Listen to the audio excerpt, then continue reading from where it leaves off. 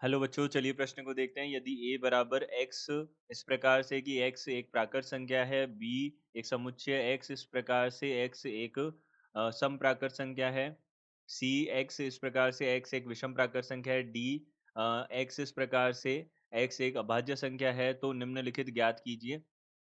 a सर्वनिष्ठ c और b सर्वनिष्ठ d। तो देखिए यहाँ से हमने सबसे पहले मुख्य अवधारणा लिखी। यहाँ मुख्य अवधारणा क्या होगी?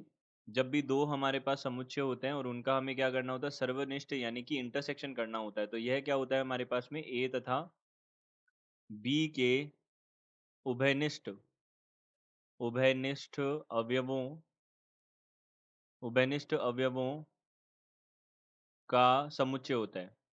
यह बनता है, यह समुच्चय बनता है इसका, ए तथा बी के उभयनिष्ठ अवयवों का समुच्चय बनता है। यह हमारे पास मुख्य अवधारणा हो जाएगी। तो देखिए, तो यहाँ से देखिए, सबसे पहले हमने ए देखा। ए हमारे पास क्या है, एक्स एक प्राकृत संख्या है, प्राकृत संख्याओं का समुच्चय है ये।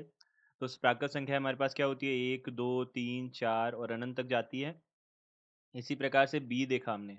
अब बी जो समुच्चय होगा वह क्या है, सम संख्याओं का समुच्चय है। तो दो चार छः आठ दस, यह हमारे पास कौन सी संख्याएं होंगी, सम संख्याएं होंगी। अब इसी प्रकार से सी जो है वह है विषम संख्याओं का समुच्चय, यानी कि एक तीन पाँच सात नौ, इस प्रकार से यह हमारे पास में विषम संख्याओं का समुच्चय होगा। और डी जो है वह अभाज्य संख्या है। अभाज्य संख्या हमारी चालू होती है, शुरू होती है दो से। तो दो तीन, यहाँ पे पांच अभाज्य संख्याएं जो होती है, ऐसी संख्याएं होती है जो खुद से या फिर एक से विभाज्य हो और किसी से विभाज्य ना हो। तो ऐसी संख्याएं हमारे पास अभाज्य संख्याएं होती है। तो दो तीन पाँच, अब इसके बाद में सात, उसके बाद में ग्यारह तेरह, इस प्रकार की संख्याएं हमारे पास में क्या होती है, अभाज्य संख्याएं होती है।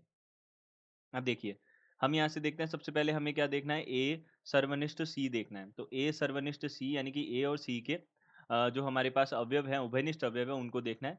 तो ए और सी देखिए, ए और सी में कोई उभयनिष्ठ अवयव है? हाँ है। तो एक तीन पाँच सात, ये सारे के सारे अवयव क्या होंगे, उभयनिष्ठ होंगे इसके अंदर। तो हम बोल सकते हैं यहाँ से, देखिए उभयनिष्ठ अवयव एक तीन पाँच सात नौ, क्योंकि हमारे पास जो ए है वह तो पूरी की पूरी प्राकृत संख्याओं का समुच्चय है, उसमें तो सारे ही अवयव होंगे। और उसमें से जो अवयव हमारे पास विषम है वो है उभयनिष्ठ हो जाएंगे। तो हम बोल सकते हैं यहाँ से सी ही इसका मान आ जाएगा। और इसी प्रकार से हम बी सर्वनिष्ठ डी देख लेते हैं। तो बी सर्वनिष्ठ डी क्या हो जाएगा, देखिए बी है हमारे पास दो चार छः आठ दस, और डी जो है वह हमारे पास है दो तीन पाँच सात तेरह, इस प्रकार से है। दो तीन पाँच सात ग्यारह तेरह, इस प्रकार से है। तो हाँ, यहाँ पे केवल एक उभयनिष्ठ अवयव हमको मिल रहा है, बाकी सारी की सारी जो अभाज्य संख्या होती है वो विषम अभाज्य संख्याएं होती है। केवल एक सम संख्या हमारे पास केवल एक दो बनेगी, तो यहाँ हम इसको बोल सकते हैं दो। तो इस प्रश्न का उत्तर यह हो जाएगा। तो दिए गए प्रश्न का उत्तर यह है। आशा करते हैं आपको समझ आया होगा। धन्यवाद।